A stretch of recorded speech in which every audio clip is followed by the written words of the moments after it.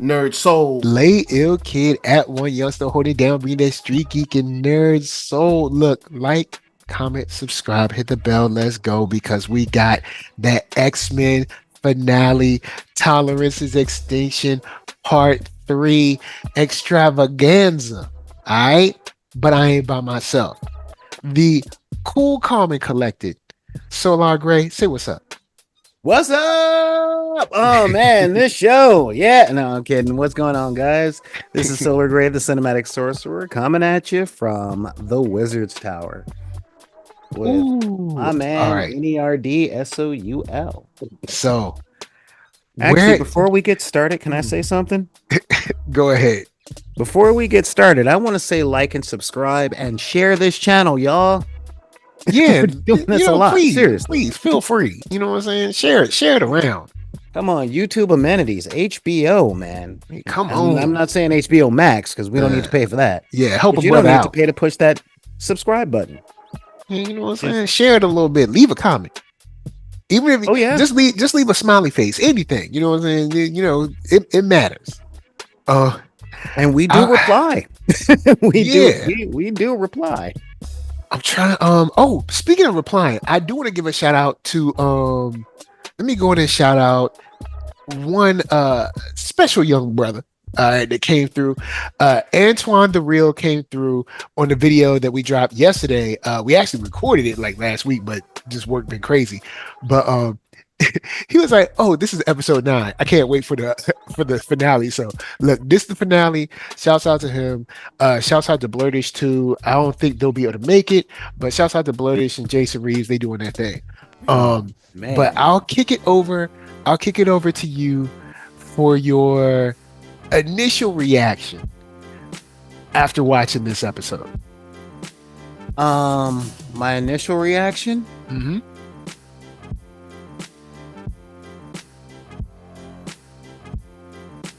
That bad, huh? Huh? That bad? Oh no, that was the slow clap, bruh.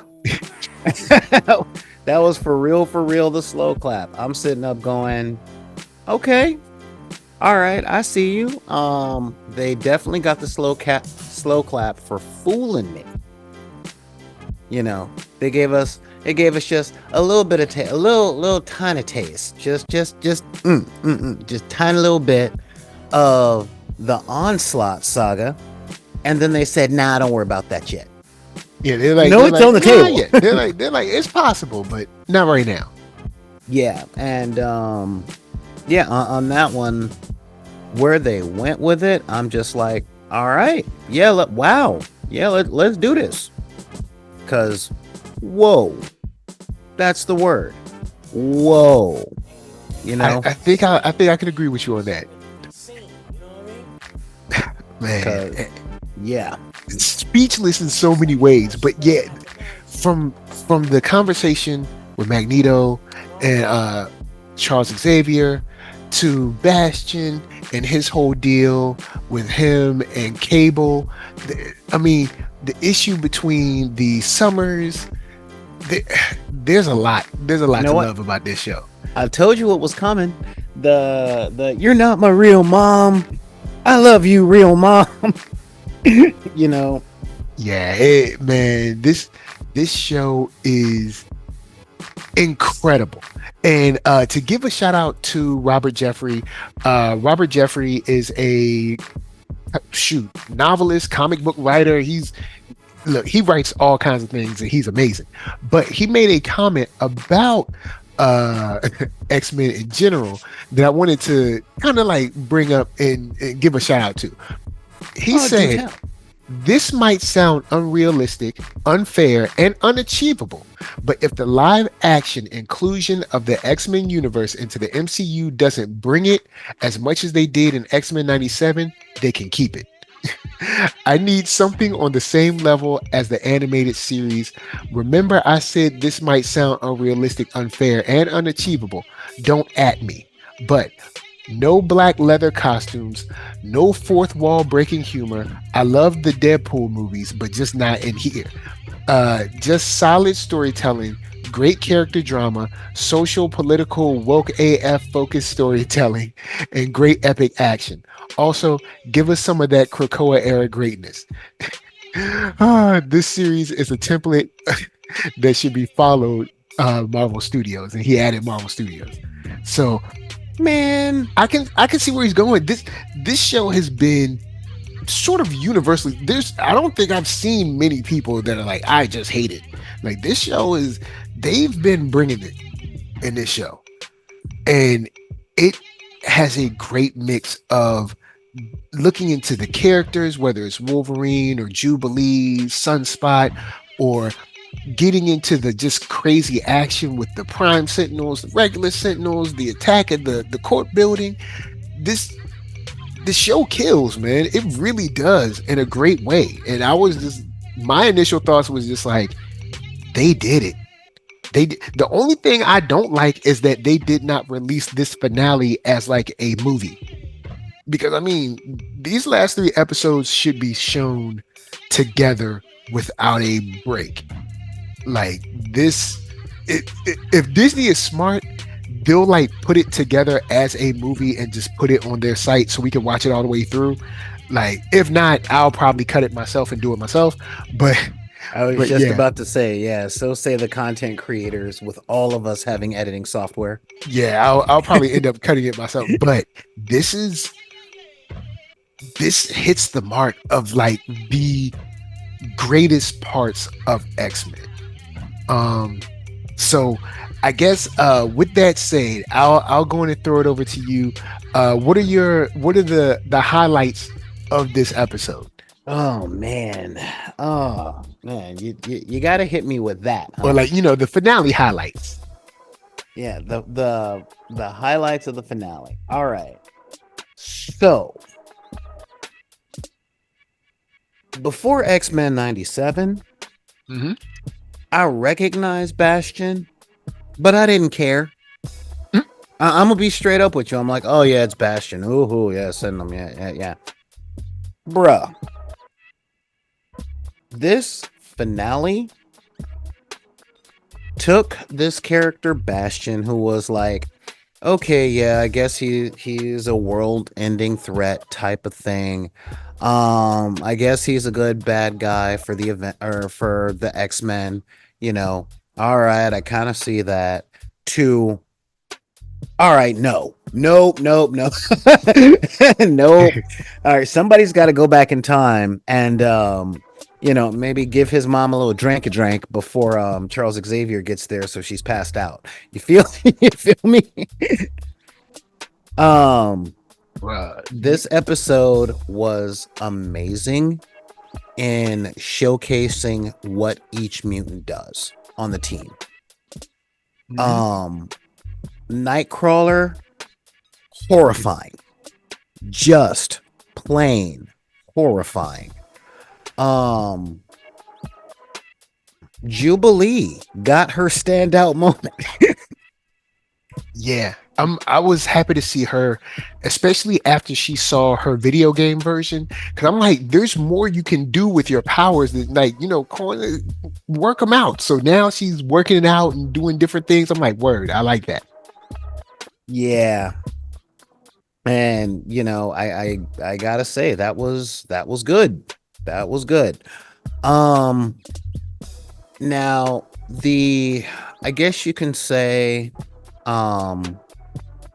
the conflict between Xavier and Magneto.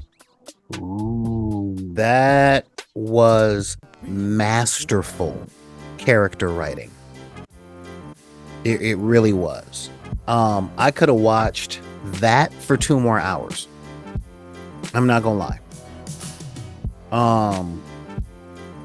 Because a lot of people talk about the ideologies and the disagreements and whose side you're on and all that other stuff. And there's been some interesting work on Charles Xavier over the past 10 years. In the comics and most of the media that the X-Men are featured in. And most of that work has been saying, you know he ain't that good a guy, right? You know, I know y'all got a lot of I know y'all got feelings for Charles Xavier, but he's not a good person.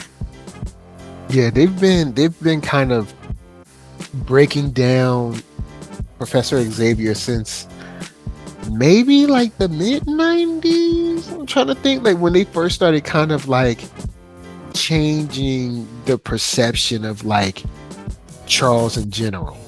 Yeah. And this episode really brought back who we always thought Charles Xavier was. Like, he may not make all the best decisions, but he cares. Yeah. He cares. So, you know how every time we talk about superheroes, you and I end up on the opposite side of the spectrum? Because you're like, sometimes you just got to take somebody out. And I'm like, no, the hero has to save everybody. This was an example of that. You know, I mean, I realized Magneto was the only one that could have stopped everything on this one. But Charles was trying to save him because he cared. You feel me? Yeah, I feel you on this one. You know? Charles, I got my issues with Charles, but I'll bring that up later. I'll bring that up after you go and kick your point. Yeah. The goodbye conversation, the last appearance of the Summers family for a little bit. Mm-hmm. I gotta say that was heartwarming. Understand this, and I gotta put this out there so nobody calls Cap, but I've always respected Cyclops, but I've never liked him. You feel me? Okay. You know, I understand why he's stick up butt X-Men. I understand that his real mutant power is being absolutely no fun and taking everything too serious all the time. I get it. All right. I see it. I feel it. I get it. I understand it. Let's go on from there.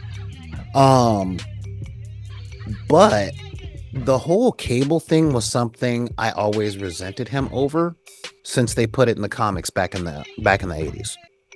Okay. Cause I'm like, my best friend actually brings up an interesting point, which is the X-Men aren't superheroes. They have a superhero or two, but at the end of the day, they are soldiers. And to a certain degree, they're Charles's soldiers. Yeah. I mean, the real superheroes on the team tend to be Nightcrawler and Jean from time to time. You feel me? And Kitty Pryde. So those are the three superheroes. Everybody else are kind of soldiers or people that look at the combat aspect of being an X-Men as a job. Okay. So looking at it through that lens, Scott was always upper management. You feel me? Upper management, though. Yeah. Yeah. Seriously, bro. He's vice president in charge. He's vice president in charge of making sure you don't enjoy your job. And you got Beast over there in R&D. You got Wolverine as head of security. But Cyclops is literally like Dwight from The Office. You feel me? If he were actually in charge. Well, Scott isn't that bad. Come on. Yeah, no, I'll give you that, but I will. He's at least as bad as Michael Scott. You feel me? Oh boy. Wow. Again, he says not. Michael says that's what she said. I mean that's that level. Except Scott is good at his job, but he's never been a good dude. You know what I mean? Mm-hmm. He comes off as a good dude, but like even in the comics, spoilers, he and Madeline are already in Alaska. They're living their lives. And then he gets the phone call that Jean is alive and Madeline is, and in the books, he knows that Madeline is Madeline because Jean is dead. As soon as he gets the phone call that Jean is alive, up and gone, abandoning Madeline, and baby Nathan. Just nope. Sorry, the woman I actually love is here. I gotta bounce. Well, it is kind of it is kind of jarring to be like, hold up, what this is? Hold up, she's not. Who's this? Then who are you? Oh no, Like, I'm talking in the comics. In the comics. Oh yeah, I forgot. You know, in the comics, it does play out a lot faster. Yeah, and there was no question. She's like, "Hi, my name is Madeline Pryor." He's like, "Hey, you look just like Jean. I think I'm in love with you." And she's like, "Yeah, I am in love with you too, for an undisclosed reason, even to myself. Let us get married and have babies." And they do. And then he finds out Gina's alive, and he is gone. Just bye, Maddie. Bye, Nate. I'm out. I'll send some money every month if I can, and gone. just gone. So I love the way that the show changed that particular storyline, and really gave us a Cyclops that you can root for, and in a lot of ways kind of really makes you root for him leaving the X-Men, because it's like, you would be a good dude if not for this job. You feel me? I feel you on that. Because every interaction that he had with Cable, it was like, in the penultimate episode where they had that little talk, and he's like, "Oh yeah, and son, what? I know. Be careful. Oh no, give him hell." I'm like, all right, I'm feeling that. I'm feeling Cyclops bringing that dad energy to like, an adult child. You know what I mean? Okay. So it's like, stop telling me to be careful. Oh no, I wasn't going to tell you to be careful. I was saying be good or be good at it. I will see you later, son.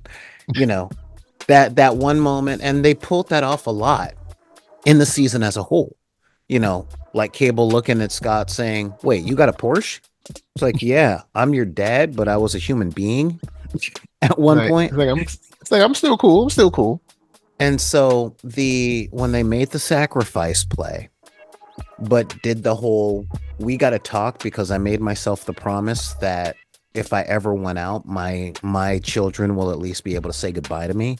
I'm like, man, Scott, why are you trying to make you show up in this show, you kick butt, you show you're a leader, and you make it impossible for me to hate you? Yo, man, Scott, he did his thing. He did his thing well. I'm gonna shout out Coop from Blerd-ish because he rolled through. Coop of Blerd-ish, say what's up. What's up, y'all? I'm kind of breezing through while I'm somewhere else. Hey, Mr. Cooper. All right, so I'll ask you real quick, since I don't know how long you'll be here. Do you have any thoughts on Scott Summers himself during this season? Like, how you feeling about Scott? Do you feel like he was, represented well? Are you down with Scott? What's up? This is the best representation of Scott. Other than the Marvel games, because they basically made him in battle the Marvel vs. Capcom Scott, he's great to use because he's right. He's a Shoto character, as they say in the F. He's kind of like a Shoto, yeah. But that gigantic cannon beam is always great. But I love the insanity of Scott, and I'm gonna say this because I'm on somebody else's pod, so I can just be stupid. But what Scott reminds me. Who does he mess up my brand? So what Scott reminds me of, and I'm gonna go really deep weird here.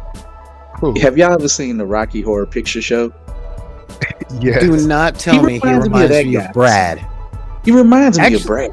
You know what? Scott and Jean are very much a Brad and Janet duo. Because he's forever doomed to seem to be in peril and always have to fight for something that I don't know if it's going to bring him joy, but it does. Man, you're killing me. You know that? You are seriously killing me right now because you are so right. And now I've got the Rocky Horror Picture Show cast in my head as the X-Men with Frankenfurter as Mr. Sinister. You did this to me. Wow. He is. I mean, it's just, without going, since this is a kid show, y'all look all this up. Y'all figure it out yourself. But, when he says Jean, and I actually, in the past about 2-3 years, have any of y'all ever been to a live taping or a watching / play of the Rocky Horror Picture Show. Bro, I was on cast in Santa Monica as Riff Raff, Okay. so I know exactly the scene you're talking about. So this was at a place that's no longer here. Shout out to one of my friends. He lives in Minnesota now, but it was in Lafayette, Louisiana. It was like playing in the background, but it was merged in with the actors doing their thing. Mm-hmm. And it's like, that was my crowd first yelling at the screen. Yeah. Yeah, and I had to get used to that. I was like, what is going on? And then, I asked, one of my non-melanated friends. I said, oh, okay, so this is how the theater of this goes. And when I hear Gene, I just hear, damn it, Janet. And it's just, I hear that all. You know what? Now I can't watch the season again because now I'm hearing Scott, Gene, Rocky, Bullwinkle the whole time. Wow. I mean, Mr. Sinister he just got a desire, if you will. I was about to say something completely will for some of that Summers DNA, and he can't let it go. He does have a preference, one would say. Wow. Tall, athletic redheads, huh? But still, I mean, I don't see nothing wrong with that, but yeah, you just hurt me, Mr. Cooper. You really did. Cool, good. I hit you with a behold beam. Oh yeah, I'm gonna be on this all day. I'm sorry, man. I'm so sorry. I brought the value. Don't. It's content for my dad. No. This is a great reference. So I like that. I'll throw. I want to give this show a shout out for the almost. You know what? I won't even say almost perfect. The perfect integration of the Marvel universe at large. Yes. Okay. Mm-hmm. Absolutely. We get to see that, okay, they're not alone. Like, there are other people around doing things. Like, even when the power was out, you see Doctor Strange trying to perform surgery while the power is out. You see they brought in Cloak and Dagger. Yeah, Cloak and Dagger. You had Daredevil. Like you had Cap trying to talk the president out of it, and president was like, no, we need to do the Magneto. And you even see Cap turn and like, dag. You know what I'm saying? Now, Mike. Iron Man with the old suit that I don't like, but go ahead. Now, Mike, I'm gonna have to go here with this for you. So I'm gonna do some hitting this way. I know you're gonna deny it. I know you're a Cap fan, this and that. Mm-hmm. But I've said this on other podcasts. The '90s Avengers looking sad and weak out here, with the X-Men out here dying and left and right while they holding the president's hand. Agreed. Yeah, I was expecting more of an encore. Now, of course, I'm pretty sure directorial wise, they didn't want the Avengers to kind of like take over, but it would have been nice to see. It's tough because if you bring them into a fight scene, then people are going to want more of it. But it would have been nice to see them. I don't know. They should have been. Maybe even if Cap went with Rogue to Gyric's house, maybe that would have been enough. Actually, I'm fine with him not going there because that was her struggle. And but I mean, it seemed like they were just like, well, it's so they on their own, and we'll just wait and see what the government does. All right, I'm not saying I disagree, but I'm gonna say I understand why they did what they did. Not just to make sure that this show gave the X-Men all the shine, but to show the difference between a vigilante power group and a group that's under government control. Yeah, because the Avengers aren't. They're sanctioned. The Avengers aren't technically like a part of the government, but they are. It's weird. They're because it's not. They're not like the FBI. They're government contractors. Yeah, I mean, Spider-Man got accepted into the Avengers way back in the 80s. And as soon as Cap told him, all right, he would have to give his secret identity to the government, he was like, what? No. And Spidey had to leave. Pete was like, I'm not, I ain't comfortable letting anybody know who I am, Cap. Yeah, that ain't about to happen. Yeah. I mean, they are contracted and under the control of both the United States government and the UN. Now, we know they break the rules all the time. Yeah, because I'm like, because the way they operate, I thought it was more of a like, we keep y'all in the loop. We let you know. No, You know, we got you on the phone, but you don't like control like- us, sort of thing. They no, kinda they got was- paychecks. They got paychecks, and then maybe when it first started, they were owned by Tony Stark, but a lot of stuff happened, and then Tony Stark himself is a government contractor. Yeah. So you got a lot of things. There's a lot of Man. paperwork involved. Yeah. And So- however, the individual Avengers aren't under those stipulations all the time. Yeah. So it's So- messy. Yeah, so Yeah, I mean, it's very messy. 'Cause had I'm pretty Thor sure, been around, he I'm might have pretty been able sure- to pop up, you know. Yeah, because I'm pretty But- sure the president is not telling Thor what to do. No, I mean, but then you can't- Thor don't live here. Yeah. Thor is not an Earthling. So He'd be like, what? No. Yeah. You know, Thor is your cousin that lives across town. You know, But- so I did like the integration, seeing Spider-Man, seeing, you know, people on the ground trying to handle stuff like the Well, like the Prime Cloak and Sentinels, yeah. Dagger. Yeah, Cloak Can I and just say Dagger. something? You know, Daredevil. all of that was a Daredevil. great look at just the world as a whole. Daredevil is my boy. I love Daredevil. I am mad. I am so upset at Daredevil. Like, what is stopping Luda's about to do when the world gonna end, bro? Yeah. It would have been nice to see him going up against like Sentinels or something like All that. right. Oh, Look, I shouts to gotta T'Chaka. say- T'Chaka came through. Even Yeah. T'Chaka was like, "Bro, look, don't do this because it's not going to be a good look." Yeah, but real talk, in most of the Marvel universe, Wakanda's always the one country that pops up going, yo, this is a bad idea. And then course. nobody listens. You know? And you know what? Again, you know, I ain't gonna be much longer. But shout out to Bo DeMaio, because Yeah, you know, when sometimes people take old new stuff and collide it with old stuff, but here's the one thing that don't really change, no matter how people try to change it: politics. Politics don't really change. History don't change. It repeats itself in different flavors. You know, unfortunately, new rules may change up, but all I'm gonna say is this: where I get too political. You see, Senator Kelly, President Kelly, he, even though he switched his tune 2 times, he was anti-mutant, blah blah blah. Then he became, you know, I'll tolerate you. He's gonna fool around, lose the presidency, being weak, not being proactive one way or the other, and then people are gonna still label him as a traitor, Yep. even though he did try to kill them. So Mhm. he's you talk about a lame duck president. Mhm. How does that feel familiar today? But Yes. You know, so I ain't gonna go no further. Because but- well, I'm gonna go on and jump into, because I mean it's a political show. Like all comics is political. The reason you're saying the two political now, when I say you, I'm talking to a specific person. Oh, we know. When the reason you were saying they're too political now is because now there's actually another perspective. It was just your perspective. It was Channel 5 all the time. you know, And And now I all of a will- sudden, now every now and then we get to go to Channel 6, No, Channel I- 7. I'm Channel actually 11. gonna put in that these people talking about, oh, keep the politics out of my stuff. They're finally old enough to see, and they are uncomfortable with what their adulthood shows them.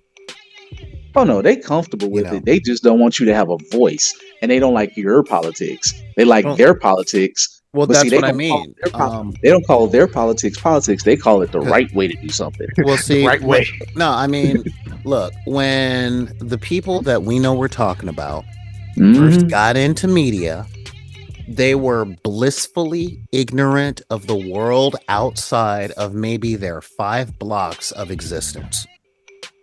Because And then- it's and not then like Every TV X-Men show has told never them that they're been. the good guy.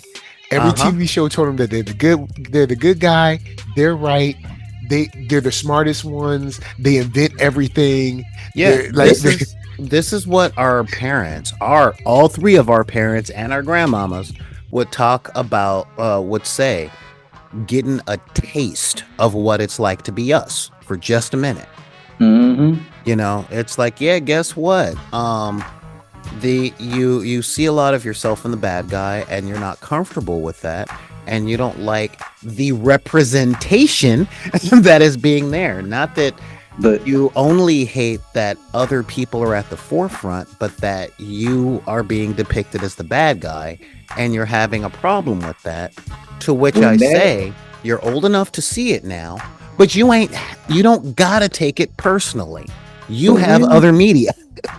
You know, That mirror is held up to your face. yeah. Sometimes you might look ugly, like Mr. Sinister after his as we said on our pod, the Oh BBL man. has been ripped out. You know, he got his BBLs ripped out, his Mm. plastic surgery ripped out. That boy was looking bad. Man, Now, it was not can we pretty out there. can we Shout talk out to about Gil. that? Because that is the only part of the show that I didn't love. What? Oh, really? I Seriously, love it. I thought that including the Phoenix in that scene was a little bit too member-berry. I thought it was Um, just a good old deuce box ex machina because of how else they was gonna get out of it. I didn't see no other way. But yeah, um, I feel it. there could have been two or three other ways, but it might be a personal thing because I kind of have a thing about the Phoenix, or more to the point, how people see the Phoenix. You know, it's that description of the most powerful thing, and I don't like that. hmm It's Um, never usually good to be the most powerful thing, and then all of a sudden it don't work. well, you know, essentially that I'm cool with a Deus Ex Machina that isn't in control of either side. Like a force of nature Deus Ex Machina, I'm with it. But the Deus Ex Machina that's second in command of the X-Men, I'm not feeling it. You know, I think Storm is as powerful as it should go. So when the Phoenix came in, essentially saying, I'm saving Jean, I'm saving them, and I'm stripping Mr. Sinister, okay, I'm out. I didn't like it. Can I didn't I like it. go even further on something? Please. People who know me know that. Look, yeah, I don't like Gene. I don't. Mm. As much as people hate on Scott, and sometimes rightfully so, or whatever. And it's fun to make pick at Scott. Is Scott a good leader? I think he's always been a good leader. Wolverine was just unhinged in the early '90s, and And I'm really glad they took him off the table, but we'll get back they to should have beamed all the flesh off of him, and I'm glad he stepped up. Like, look, try me a river. Go do what I told you. You can complain, but you better take them steps, little man. You ain't punching me. I mean, You are not Scott. punching I mean, Wolverine said it best in one of the comics. This might have been like around when Joss Whedon was doing it. Joss Whedon's whack, but we're gonna get past it. But Wolverine said something to the extent of like, I can't stand him, but there's only maybe two people that I trust more. Exactly. He was like, Mhm. you know, this guy, he's not gonna lead from behind. Like this dude is gonna be But- on the front lines, bleeding with you. I don't like him. He's He get on my fighting for your nerves cause. sometimes, but this dude, he's my man in $100,000. He never wavered from the mutant cause, and he only gets strong with it. Jean just gets on my nerves because she's just she's a super Karen to me. I get it, folks. If you're a Jean fan, don't take this serious. This is quasi jokes. Everybody can't be your favorite. I'm okay if they, the Madeline thing was cool. For the episode 3 took it from Saturday morning cartoon. Really, I got thoughts on that, but they really took it to that prime time because Madeline was putting up numbers. And I'm Yeah. gonna keep It got kind of scary and creepy for a second. I was like, yo, this is dope. it also got into another territory I ain't gonna mention for a certain select of people who like that. Well, they What didn't do you do the mean? full suit. They didn't do the full because the full suit Nah. was like, I'm Look, just saying. I'm like, gonna pinup. just say I get what you're saying, and all Yeah, the you get what I'm listener- saying. So Well, yeah, I mean, you're talking about something that only fans would understand. Casual viewers wouldn't, but fans, this is something that's only for the fans, And so you saying uh-huh. there you go. Nah, you gonna make it. Anyway, No, go I mean, ahead. I get where you're coming from on that. I'm not gonna lie, I've always been ambivalent toward Jean. Not because she's a character that's specifically written for girls to idolize, but because she's a character written for girls to idolize that's very rarely written by anyone who's ever been a girl. And I think just that's look one of at the things her- that's always made her flat, because it's like, yeah, Jean, she's supposed to be the coolest big sister and all that stuff, but I there were just- never any woman writers there, so Jean was just always On one hand, I appreciate her and Storm respecting each other. Say, hey, you Yeah. like my sister. Y'all like, we're really 2-1, 2-1-2-A, flip it. But Storm, you really are a rock. We can't really function without. I can't function without you. Like, I love Scott. I love Wolverine, but I need you here, because I'm crazy. All right. Like if I can't come talk to you, I might just flip out and just start kissing Wolverine, and then start jumping in people's minds and yelling into their space. I feel so bad for Scott having that woman jump in his mind when he's talking to his clone baby mama. That he's confused. All right, he got two tall, athletic redheads that he liked, and had a baby with one who is the genetic perfection or double of the other one. He's like, come on, let Scott just look. In all fairness, she had just been brought back to life, and she was going through a conflict of whose thoughts are these in my head and whose memories they are in my head. That's what makes the show good, because they both had legit, like, neither one of them was being unreasonable in their responses given the circumstances. It was just hard. Huh? Just don't. I mean, I know she jumped in her mind because that was something they shared, but I'm just like, Jean and Professor X be violating your mind space, man. Oh yeah. Speaking of violating, even Magneto said what Charles was doing was a violation. Yeah. And, matter of fact, you're all right. So I'll jump to this then. Magneto and Charles. Charles. Okay, we talked a little bit about what they were doing.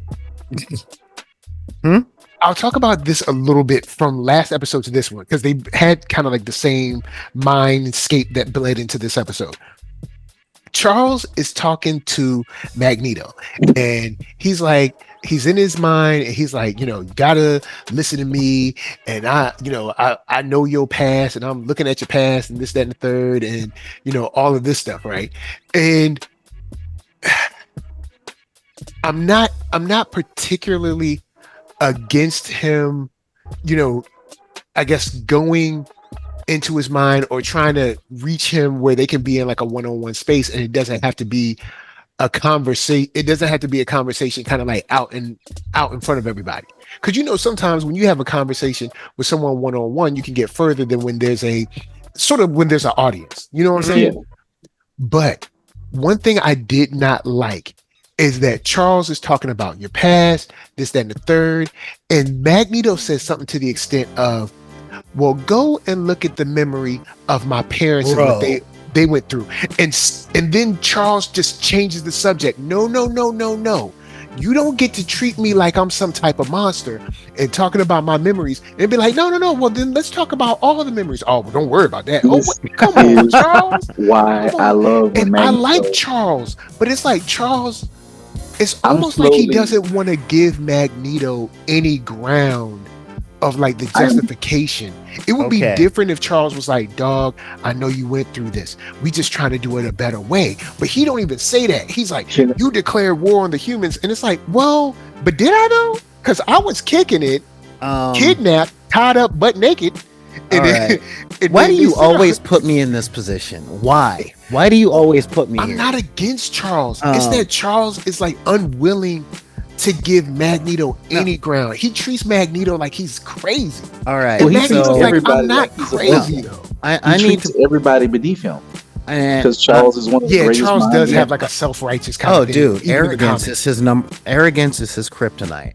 However, all right, I realize this because you, my friend, are in a very functional and happy marriage.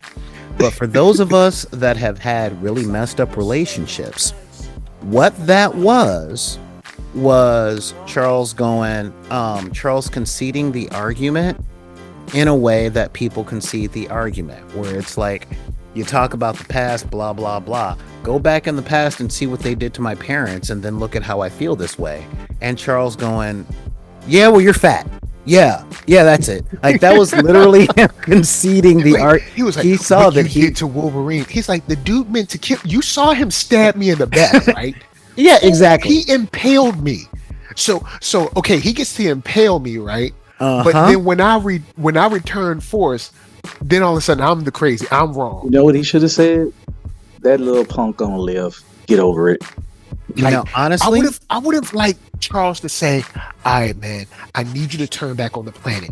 we can figure out a way how to destroy just these Prime Sentinels, and I know why you did it this way, but we need a scalpel. We can't do the hammer here. That You would know- at least give Magneto some type of ground. You know All what I'm right. saying? So Well- in all honesty, that would have solved the problem too quickly and put Charles and Eric into the fight, and we wouldn't have had the climax.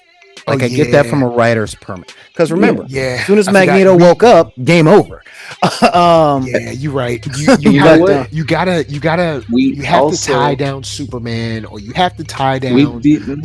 you have to tie down this If character we with something else. Solved it too quickly, we would get the wonderful line from Magneto when he said, "You charlatan." I love it. You I was know, like, my God, That this was is, awesome. this is And- this is drama. and second part, all right, second part on this is again, like, you always put me in this position, man. We are completely glossing over the fact that the mindscape in this episode was Charles cleaning up the mess that he made at the end of Because he shed the his mind. Yeah, you're right. You're right. you know, Because so he broke his mind. You're right. yeah, and Charles, you know, given that, all right, given that, and given the circumstances, I have to give Charles a pass, only for the reason that the world was in danger and he had to clean up a mess that he made in order to save the world in time. It's like all of the stuff that you do when you break that one dish and your mama is like getting off the freeway and you're going, oh man, I gotta clean up. Oh man. You know what I mean? Like, you should have cleaned the kitchen 3 hours ago. You know, there's a point where I can love both of Xavier and Magneto, and I can hate them equally, or vice versa, because they're so well written and they both make points. Yeah. And there's a situation where every person is right if the other one actually have killed the other one years ago. We would have solved a lot of stuff. But I don't know. Like, we'll never know because they both respect each other enough not to go there. Yeah, Well, and I you know, think I've settled on this after last episode. I've settled on this. I think Charles is a great leader for peacetime. oh yeah, he But is absolutely. Magneto is the leader we need at wartime. And right And- now it's wartime. Now Well, see- once we clean up these sentinels and stuff, then cool. Then Professor X can go and be at the UN and make the speeches and See, talk now- at the now you're you know, talking the Krakoa, fundraising dinners and stuff. You Yeah, know, and- Unfortunately, it's Yeah. going to be a while before we get back there, because I think that's if we go into Onslaught, if it happens. Not that I was ever a big Onslaught guy. I knew much about him outside the video game. But I can see where one more innocent death drives Xavier nuts. Because he almost had to kill his best friend. He had to do this. His X-Men kind of don't trust him. He done lost his intergalactic boo. Yeah, His house done got blown up how many times? yeah, because he said you turned my X-Men against me. It's like, first thing, they're not yours. Remember, you gave them to me. And I'm taking them back. First thing, they're not yours. It's Xavier's the matter of kid fact, that we don't left to go get a little something in another galaxy, and now That's- you're coming here saying, "Hey," you know. I'm just They're not. I am laughing at this man. Like, they are both nuts. And honestly, I just don't. I mean, it's one of the best friends things. It's so Shakespearean. It's so timeless. Yeah, it's Um, extremely well written, man. Seriously. Like, I don't know what else to say, but y'all, I ain't gonna be able to stay much longer because I need to be a good wagey. All right, cool. Tell people where they can find you at. You can find me at Blerd-ish. You can find me, Keith Cooper, on Facebook, also on the Facebook page. And, shout out for having me. Just let me pass through. MVP, I'm going to just say for me, hopefully I ain't jumping it, but I'm going to say Scott/Magneto. Sixth man of the series is Morph. Ooh, And- okay, Morph with the 6-man award. All right. Morph gets the sixth man because he can literally do it all.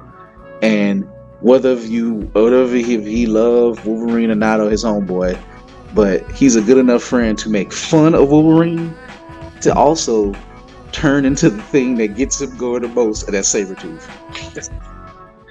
Oh boy. All right, word up, man. And Thanks then for rolling Geek. through. So I'm a peace out, y'all. Y'all enjoy. All right, peace. Then That was I'll a throw wonderful it to visit. this. Since this is a political show, I'll Mhm. throw it to the politics of it all. This is the perfect episode that shows the WS of it all, because they spent all this time saying, oh man, this is a mutant problem. This is a mutant problem. Mutants been saying this is a problem in general. Nah, y'all ain't want to listen. Then all of a sudden, Prime Sentinels is attacking the human heroes. They attacking regular people. Actually, it's happening in Krakoan era too. Nimrod was like, oh no, we just getting y'all out the way. Then the humans will be nothing. Like it's gonna be robots, bruh. That's what it's gonna be. That's the future. It's gonna be robots. That's it. But that's a whole other thing. But it's happening here, and it's like we tried to tell y'all. Just like there was a day in January where no sensible black person was surprised. Right. We were all like, yeah, this is what we told. This is where we told you we would go. If there were no, restrictions, if there were no consequences for a certain demographic. Yep. If they were always told they were great, awesome, and perfect, and they were right, and they were the only true, real Americans, this is where we would end up. But no, you didn't want to listen. So now this is where we at, and you got Prime Sentinels attacking, Avengers. They're attacking, I guess, like street level defenders and stuff. You have all of this craziness all over the world, when at first it was just a mutant issue. This is why we tried to tell y'all. I mean, given that we live in the time of the poem, no sensible people should ever be shocked. Again, how can I put this? It was actually stated perfectly by Magneto in X-Men First Class, but it wasn't discussed because you can't do that in popular media because it doesn't play well in the Midwest. When Magneto, after the whole Cuban Missile Crisis thing popped I'd like up, to see receipts from the Midwest, because apparently it's not a money thing. The Midwest. The quote about Middle America is really the quote about Middle America is really either a silencing or diversionary tactic to be able to do what you want to do. Bro, that was proven by David Bowie and A&M Records in 1985, bro. But it's after the Cuban Missile Crisis thing and Magneto throws the weapons back and all that stuff, and Charles was like, no, this was not what we agreed on, and Magneto was like, dude, peace was never an option. And it is arguable that what he meant by peace is never an option was peace is never an option because they ain't gonna let us have it. We would love to do the peace thing, but have you ever noticed we're not the ones that throw the first punch? Yeah, it's like, the bootstrap comment comes from the same people that burned everything down. Well, the bootstrap, you know the origin of the bootstrap comment, right? Nah, I have no idea, but I know what it's used for now. All right, so it was from it was from Theodore Teddy Roosevelt speaking on the impossibility of it. Oh, wow. In his speech where he coined pulling oneself up by your bootstraps, it was in the context of asking folks to do this is like asking them to pull themselves up by their bootstraps, which is an impossibility. That's literally the origin of the phrase. Wow. Yeah. But yeah, I mean, it's tough because it's like you have this season where Magneto said, bruh, we finally got it. You don't understand. They had Genosha was beautiful. They were Yeah, it was kicking like it, your dream hanging out. came true, and they wouldn't let us have it. Mm-hmm. You know, because I mean, how can I put this without making you go super viral? They could have said, no, the dream came true. We had everything we needed. And, Krakoa, or not Krakoa, but Genosha was, we should have known because Genosha was only 200 miles from Oklahoma. And, I mean, seriously. Because Again, you have those situations where it's like history has shown, and I mean, I know people might get mad. Well, another reason those type of people get mad is because the X-Men, even though their demographic on page and on screen is different, they most closely resemble one demographic of people in America. And now, not that they don't resemble any other, they most closely resemble. The X-Men may have had the origins where they did, but they came to represent the disenfranchised. And it's like, hey, go up, get away from us. You're not allowed in our town. You're not allowed in our restaurants. Get out of here. And then we're like, okay, cool. Well, I mean, I guess we gotta go. They said we gotta go. We gotta go do our own thing because they don't want us around. And then you go and you're minding your business and you're just kicking it, and then you get shot, killed, burned down, dragged, whatever. Well, it comes down to how dare you go make your own stuff that's better than ours. And that has always been the in-group, out-group dynamic, where as soon as the out-group finds any sort of happiness, again, Johnson said it when it came to the war on poverty, as long as they don't see, I'm paraphrasing, but as long as the guy with the penny doesn't see, or the in-group member with a penny does not see the out-group member with a nickel, things can stay a certain way. And so, I like how they displayed this here, because you got the Avengers kind of like, hey man, I know y'all got the Magneto protocols, but look man, this is gonna make it bad. And it, because even Cap turns around, he looks down like, dang. And T'Chaka is even like, yo, y'all shouldn't do this. It's going, don't do this, man. It's not a good look.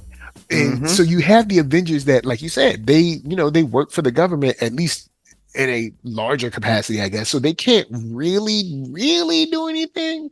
But you see them kind of just sitting on the fence. So then I can see where that shows up as, apathy or something like that. Even though you might not know behind closed doors, Cap and Iron Man like, hey man, don't do this, don't do that. You can't, it's not going to be a good idea, blah, blah, blah. Yeah. But then you saw the Prime Sentinels, they went to Wakanda. But you saw that joint was short. It was like, nah, we ain't playing that here. Just so you know, nah. Look. But it became everyone's problem. Yeah. And that's how it always goes. When the out group is targeted for problems, those problems rub off on everybody. And when the out group is integrated into the good group, everybody benefits. I was, before my mom passed, I had to talk to her about how the hard R makes the people who suffer from it actually inconvenienced as well, and she didn't see it. And I'm like, remember when public pools were a thing and when public pools were integrated, the people that didn't want the black folks in the pool did what? They cemented over pools. They poured acid in the pool. Yeah, they poured acid in there. And when it came down to it, nobody had the pool, including themselves. And it's like, when the in-group goes on this, let us take the people that aren't like us and keep them marginalized, they always end up suffering because they keep the door open for groups above even them to do the same thing. It all comes down to the poem, you know? Yeah, When it came for these people. I wish I remembered. There was a lady that actually wrote. I believe she wrote a book. It might have been like a thesis paper, but I think it was a book, and she wrote basically the cost of racism, like the actual dollar amounts. Like, yo, it costs this much, for police to do this. Like, it costs this much for like the DA to like lie and get things done. It costs this much for like dirty judges. It costs your money. Much, it costs like you were spending your money on this when it could be going to making sure your grandma can get her medicine. Yeah, like it costs this much to over discipline, black kids at school. Saying? When every time you turn around, a black boy is being, detention or, suspended or expelled, something like it costs money. Like these things have a cost to them, not just like a emotional or moral cost. It has a dollar amount. Yeah. And she was basically making the argument like this is money that they're willing to and like happy to spend. This is how much, like, you don't understand, like they're happy to spend this money. So it was just cool seeing how like Bastion is behind this and how it directly shows like he's like, yo, I don't like humans neither. Like, y'all thought I was doing this for y'all. Like, no, I'm not doing this for y'all. Like, I'm gonna get humans out the way too. So just seeing how the escalation gets crazy is just awesome. Yeah. And I mean awesome, on TV. I mean, it's horrible, but it's awesome the way they put it in a show this tight. Because we got all of this in just 10 episodes. Yeah. And even the end where you see, you know what? I'll throw this another thing. I'll give Scott another. Oh man, you know what, Scott? You know what? This show on the low has been like a redemption tour for Scott. they're like, look, everybody made fun of Scott back in the day, but we gonna give him some love.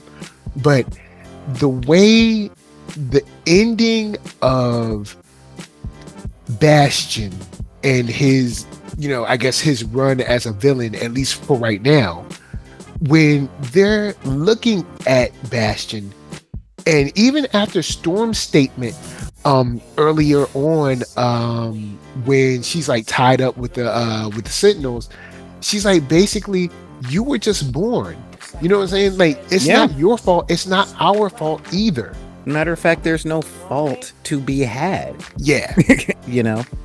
Like regular people are having babies every day, just like us. Yeah. She said something. All right, let me pull it up. She said, basically, Charles came to your mom and he said, it was not my fault to be born with this programming, the destinies inside me, blah, blah, blah. And Storm said, none choose to be born, Bastion, and then thus why we must never begrudge them being. Yeah. And I was like, you take that and then add it to the end when Scott is like, you know what? Nah, we're not gonna kill this guy. We're not gonna end this off like this. You know what? We're gonna give him one more shot because we're here. We're here. We're in force. He's clearly beaten. There's no reason to kick him when he's down. And they actually give him a shot. Now, I mean, of course, he decides against it, but he does give him a shot to actually change his ways. And I was like, you know what, Scott? Because even though they're soldiers, good on you. Even though I'm angry, but I see why. Because now, especially from Scott, because Scott and Jean and Cable went to his house and kind of saw his past. So I can see him being like, you know what? All right, you're beaten. You basically lost. You know what I'm saying? And instead of us just, ending it right now, you've got an opportunity. You know what I'm saying? You've got an opportunity to redeem yourself. But of course, he ends saying, basically, the humans are going extinct and, whatever. Like, I don't care, because he said there's just one pickle. And he was like, y'all got missiles on the way. So he said it straight up. Humanity would rather die than have kids like us. And in that moment of Scott, extending a bit of a olive branch, he said kids like us, which then ties back into the self-hatred that is utilized through WS, which is a whole nother thing. But I was like, yo, this show is actually like they killing it on this show. Yeah, like because he finally said kids like us. Because technically, I don't know if he would be considered a mutant. He would probably be considered because it's not just the X gene. It's you were born with your powers. Yeah, regardless of the means, you know. Well, see, his dad was kind of possessed by Nimrod / Master Mode. Well, so would he be considered more of a mutate, or maybe a mutate is someone who has powers that got them? I don't want to say unnaturally, but essentially, mutates are people who get their powers and are not born with them. Bastion was born with the ability because Nimrod made himself flesh, and then he was So I guess, and it's awesome that he finally says kids like us. Yeah, I was like, wow. The Fantastic Four got their powers through other means, but Franklin and Fantastic Valeria are basically what I call science accidents, like all those, like the Flash, Spider-Man, and that's Fantastic Four, and that's what mutates are. But Franklin and Valeria are mutants. Yeah. So this ending was something that was awesome. Yeah, again, the way they just played it out with the writing, good show. Like you said, slow clap. Yeah, you guys are on top of it, like, and all angles, man. Now, before we get out of here, because I know we're over time and all that stuff, but we can go, because I know this is the finale. We can go a little bit longer. All right, cool, and more content, yay. So let's talk about how they made it very clear from the start that they're going, you know what? We know we're going to get renewed. So season 2, we're going Age of Apocalypse, baby. Man. Like, they were planting seeds for that throughout the entire season. Especially to those of us that were watching the show as it came out when we were younger.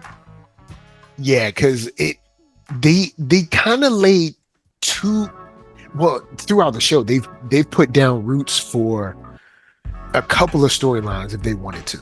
Well, yeah, I mean, but yeah, they ended off the way they ended off. They have, of course, Jean and Scott in the future, but then in the past with En Sabanur, like at the very beginning, which is, I'm trying to remember, there was like, I think it was like a 4-part series where you see Apocalypse back in, like, whatever 2000 BC or whatever it was, when he first kind of like gets his not gets his powers, because he was a mutant, but when he first comes in contact the celestial when he first comes in contact with the eternal tech. Oh no, the celestial tech.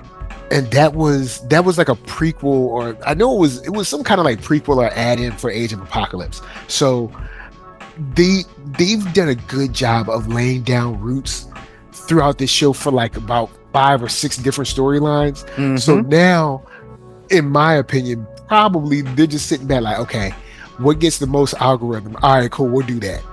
Unless, but they also did say that season 2 had already been written, or at least outlined. Yeah. But when they say outline, you never really know how far. But it might have been Bo DeMaio that was in the interview. Someone did an interview. One of the writers was talking about, like, season 2 has been already outlined, and season 3 has already been kind of like skeleton, kind of like little bones of it already put together. So, and I'm sitting up like, look, Disney, Marvel, Fox, whoever, Don't care. I don't care what he did. Y'all need to get DeMaio back in there. Yeah, cause I'm like, if y'all aren't telling us what he did and he's not in jail, apparently it can't be but so bad.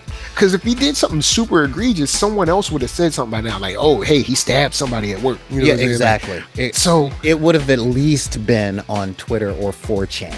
Yeah, somebody would have said, "Oh no, I was at the office that day. Like he spitting Kevin Feige's face or something like that." Then I'd be like, "Oh, okay, I get it. You can't come back from that." But like, apparently he didn't do at least something extremely egregious. Like, y'all need to bring that man back. Yeah, because I'm gonna tell you like this: if y'all don't bring him back, and that season 2 is not hitting. Then folks ain't gonna care about season 3. Man, it's gonna be tough. Y'all better bring that man back. Because real talk, this is literally a matter of, let's say he did something egregious that's worth quote canceling. This is an example of straight up doing your job well enough to bring you back. And if we can let Polanski slide and everybody else who has been canceled yet got 100 Netflix specials, I'm not just talking about one person, then whatever DeMaio did on this job, to get him off the show, the results of this show says he is good enough at his job to do it again. Yeah, he definitely knows. He knows storytelling. He knows the X-Men. This thing just works, man. It does. It really does. All I need y'all to bring Bo DeMaio back and get a very similar team, or pay these people as much money as possible to get them to go, because you've already made the character model. So now let's go on and do some Daredevil stuff, some Avengers stuff. Look. Okay, I don't exactly. These people know what they're doing. I don't exactly agree with that, only because DeMaio has proved that he knows how to put together a team for the X-Men. Who? We want to talk corporate risk aversion? This is what he's good at. So let him do that. Word. And ask him who he thinks should come in for another Spider-Man or a Daredevil or an Avengers. You feel me?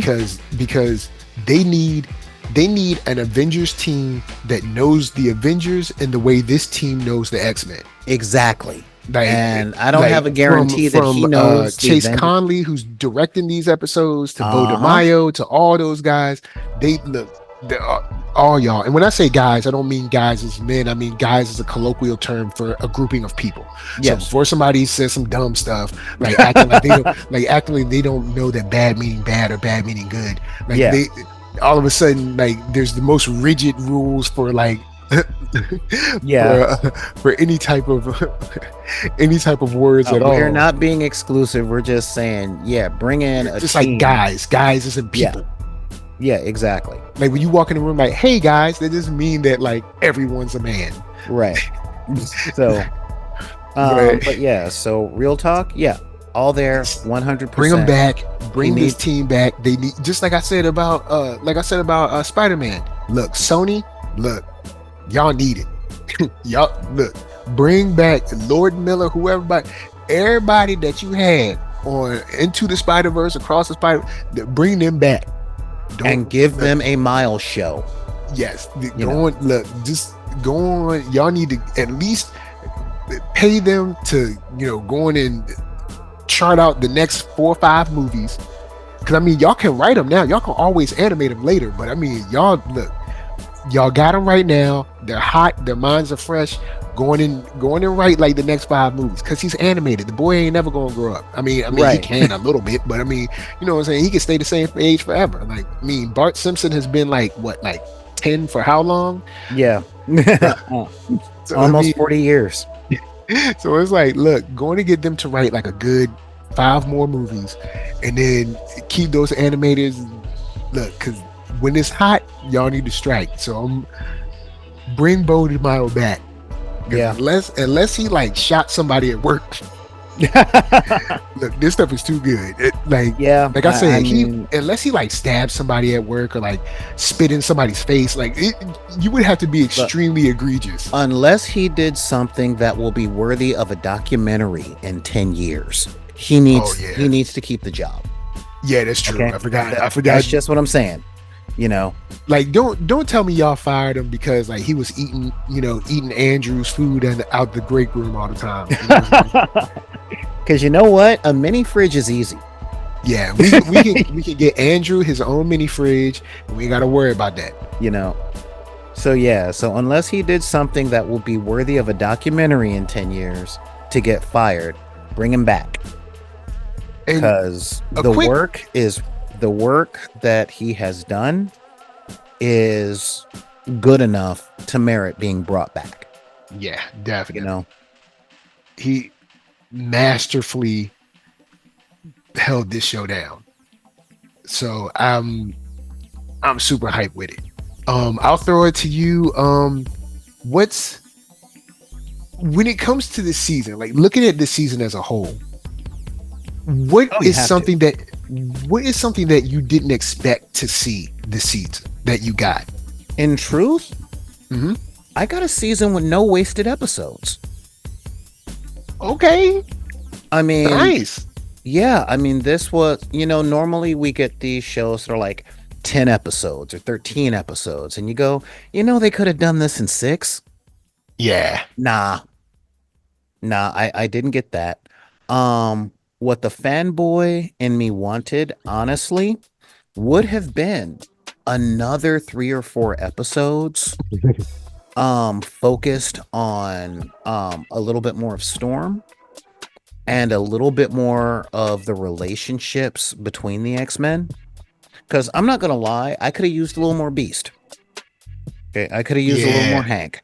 But the thing is, I can see why I didn't get a little more Hank, because with the structure of the story, there was nowhere else to put him. I mean, again, there were no wasted episodes, and everybody that was in this show for this season was exactly where they needed to be. And in order to, say, add more Beast, they would have had to take away from the Summers family, and that would have been unwise, because Scott and Jean were really important to force on this, because they did need the glow up, and giving Beast a little more time to be awesome would have taken time away from glowing up Scott from the public perception of him.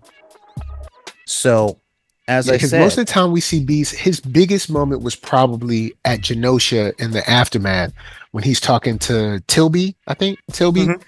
And then besides that, it's kind of like it was in the Phalanx episodes in the original series.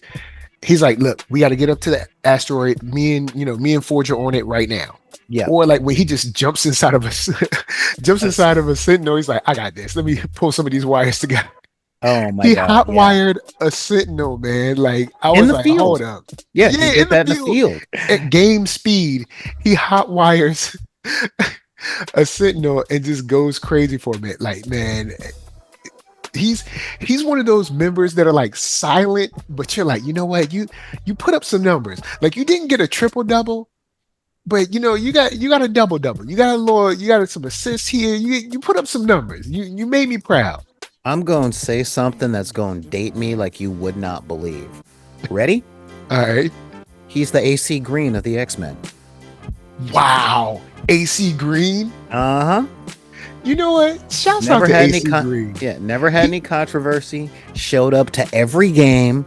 Yeah. And did his part to make sure the Lakers took as many rings as they took. That's what I'm talking about. Yeah, he wasn't like super outstanding or exceptional. Nope. But he wasn't couldn't whack have done it without either. him. Yeah, he wasn't whack, but he was just kind of like sort of unsung, I guess you could say. Yeah, exactly. And that's Beast. Yeah, Beast, man. Shouts to him, man. And this show, the way this show like brought everyone together. Then of course us seeing the finale and the way the finale ran, like even him making his quick statements, his quick statements to Yes. Bastion. The Greeks did love their horses, and they loved irony. Oh man, I'm like, I feel seen. yeah, I love this show. I guess from my side, something that I didn't expect to see is the sort of the Death Horseman apocalypse reference, which is kind of like, You mean in Bastion's art? well, not only in Bastion's art, seeing that for like the future or whatever, but when what is it, Apocalypse pulls some dirt from the ground, and there's a queen of hearts, I think, or is it queen of diamonds? Yeah. Queen of diamonds or queen of hearts, and he like smiles, and you get like a quick line from him. I was like, wow. I was like, I did not expect that at all. I was like, okay, cool. I was like, here we go. Like, good show, and here we go. Because it could have easily just been like, we don't need this. But seeing Apocalypse roll up, knowing it's his hand, saying, I think he said, "So much pain, my children," because it goes back to present day Genosha, and we see his words are, "So much pain, my children." Then he says, he pulls up the dirt, has the card, and we already know, and then he says, "So much death," and smiles. I'm like, oh, I'm like, yo, you guys know how to lay the foundation and how to like whet the appetites, and this is something that I did not expect to see. Like, I didn't expect to see Apocalypse at all this season. Like, even in that little kind of like, See, post credit. Yeah, I did, and I even publicly said that on your show. I'm like, all signs are pointing to Sinister and Apocalypse. Yeah, and I'm like, okay, but you know what? Yeah. Yeah, all right. It's good to see that he's coming in season 2. Because with the penultimate episode where he pulled the adamantium out of Wolverine, I'm like, are they going Onslaught? And half of me is going, no, because I don't care. But the other half of me is going, but this show is making me care about comic characters that I didn't care about. Yeah, because they've been doing slight tweaks. They even did, they tweaks to Bastion. They did tweaks to Jean. So they've changed it up. Like, okay, in the 90s, they were just selling books to sell books. Yeah. But we can like tweak it now a little bit to make it make more sense. Yeah, exactly. And I'm like, you know what? This is why I say bring DeMaio back, because even somebody as moderately cynical as I am, since I survived the comic boom, the comic bust of 91, I trust this crew. Yeah, I trust these writers. Because again, before X-Men 97 premiered, you go to forums and internet discussion groups and who would win in a fight against groups. How often is Bastion brought up? You get people bringing up Sinister, Apocalypse. Yeah, nobody brings up Bastion. Nobody brings up Professor's bald-headed sister. What's the girl name? Cassandra Nova. And actually, she's about to get her. The funny she's about thing to is, get her shot. Yeah, she's the about funny to get her thing is, flowers. Cassandra in the comic books was actually tied in with the destruction of Genosha with the Wild Sentinels that they used, but they kind of tied in. She did it. Well, you're right. She was in control of it. Yeah. So because Bastion was part of the Zero Tolerance storyline, and she was in the whole X is over or X dies or something like that. Oh, X is for extinction. Yeah. That was the return of Grant Morrison to the show, or to the book. And you viewers at this point should know how I feel about Grant Morrison. Grant Morrison got skills. He definitely got skills. Yeah. So but Cassandra Nova is kind of an obscure character because she was made in the past 20 years and she's not used very often. Nah. Okay. But when X-Men conversations are brought up, Bastion, I have never heard Bastion mentioned. You feel me? Yeah, it's rare. I don't think I've ever heard it. There's probably one person that's been like, waving the flag for Bastion for years, but In the most same people way are that I like, do for Aquaman. Exactly. most people are gonna say like Apocalypse, Magneto, Sinister, and Yeah, exactly. Maybe Mother Mold. Yeah, that's the about it. Maybe Brood. Nimrod every now and then. Yeah, exactly. But Bastion is never brought up. But he will now. he will be now, just like Cassandra Nova will be after the Deadpool 2 movie. True. And I'm pretty sure she's gonna bring the pain. well, I kind of trust the writers of Deadpool, but not nearly as much as I trust the writers on X-Men 97. Oh yeah, 97. They're killing it. And this is why, again, I never loved Apocalypse. I just kind of tolerated, almost liked him. Specifically because of the old X-Men show, where you know how I am about that one line, the identifying lines like Magneto's line being never again and don't make me disappoint you. Had me at that. And Apocalypse's line was, I am as far beyond mutants as they are beyond you. I'm like, all right, no, let's see this dude. Because I never cared about him in the comics. I either didn't get or I just wasn't emotionally touched by the Age of Apocalypse when it was being published. You feel me? Oh, okay. Because see, when it was the Age of Apocalypse, I was like all in. Like when it was going, I will admit, I was all in. Like I was a sucker for the tie-ins and everything. I just didn't care. I liked Archangel's design, and that was about it.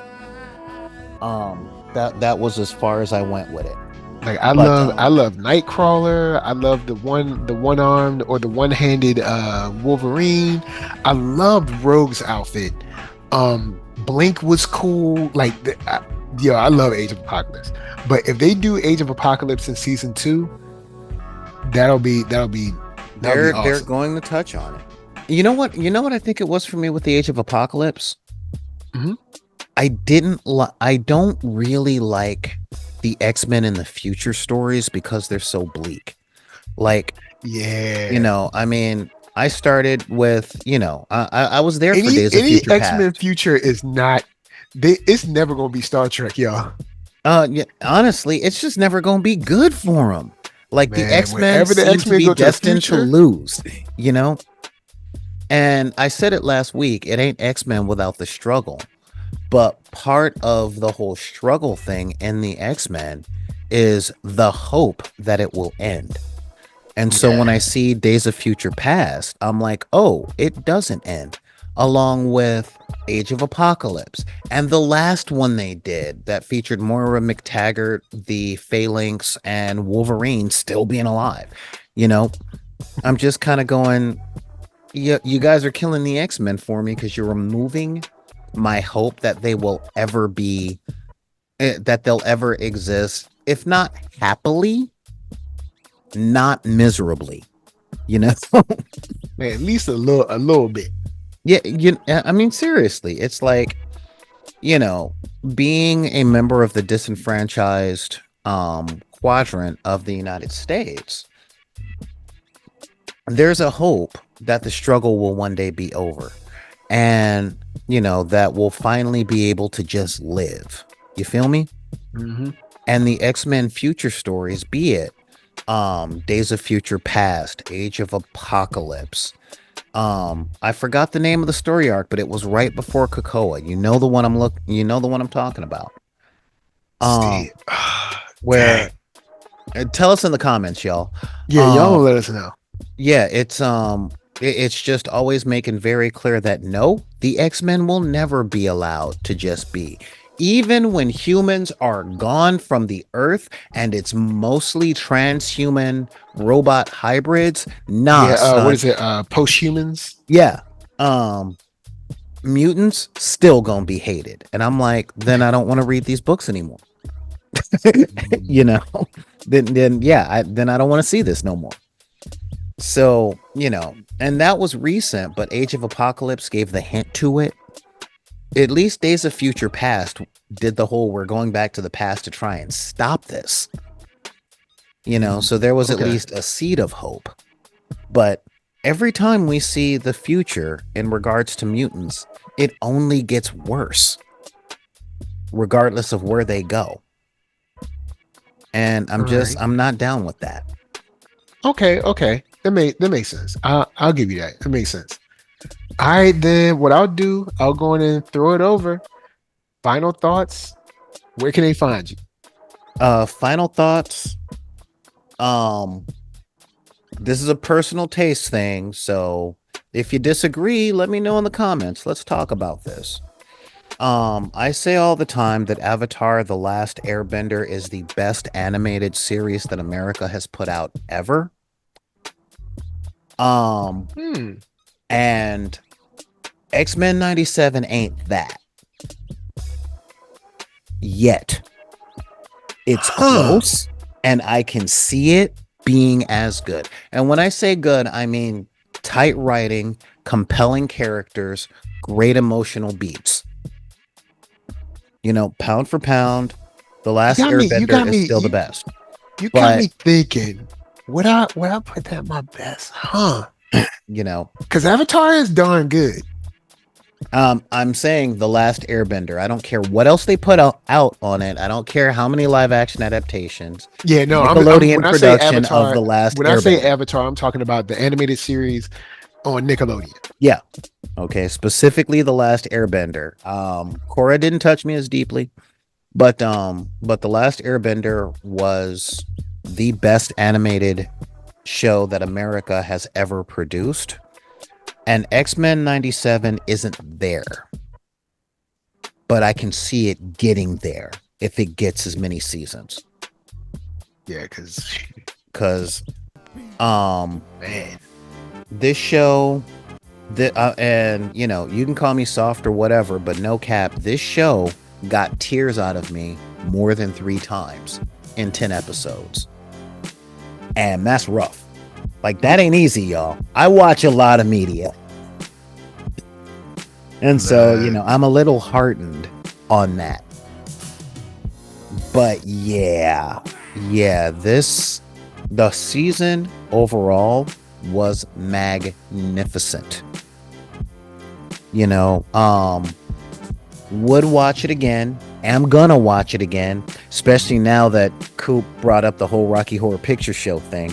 I may even have to make that a whole thing on my show, The Dark Side of the Room, that you can find on twitch.tv/BID_P. We're taking the next couple of weeks off because I got a pretty big contract in my day job that literally has me working 12 hours a day. But we're coming back pretty hard in June.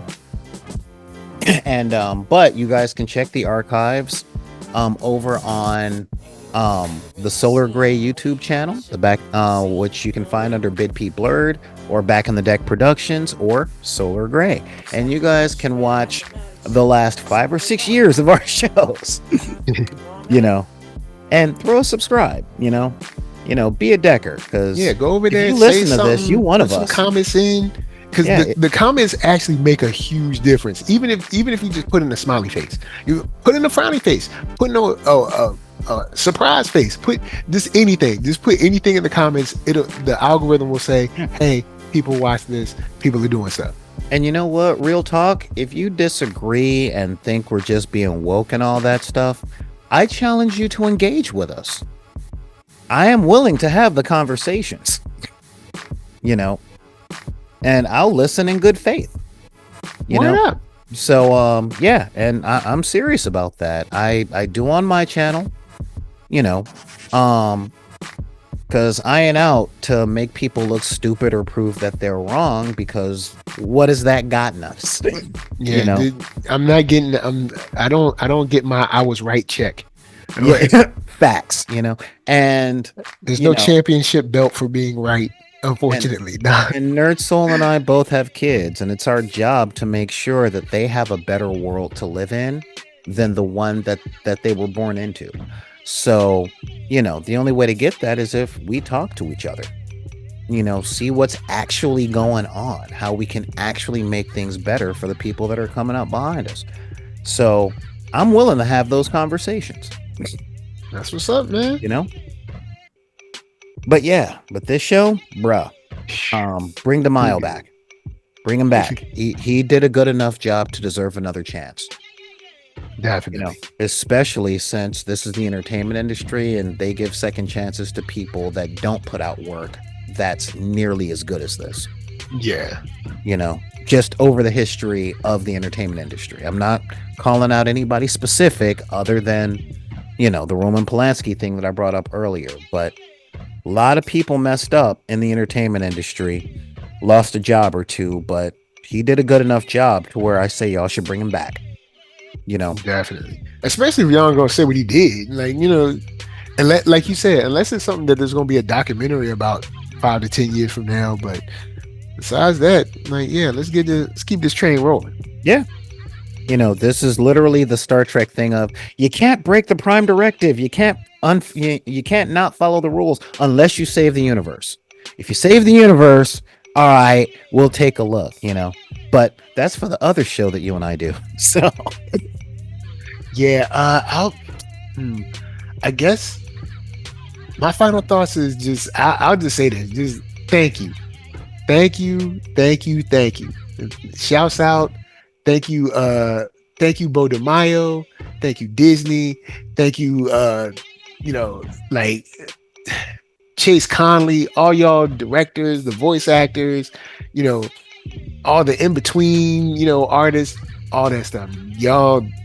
You guys outdid you guys did probably the best season of animation maybe this whole year.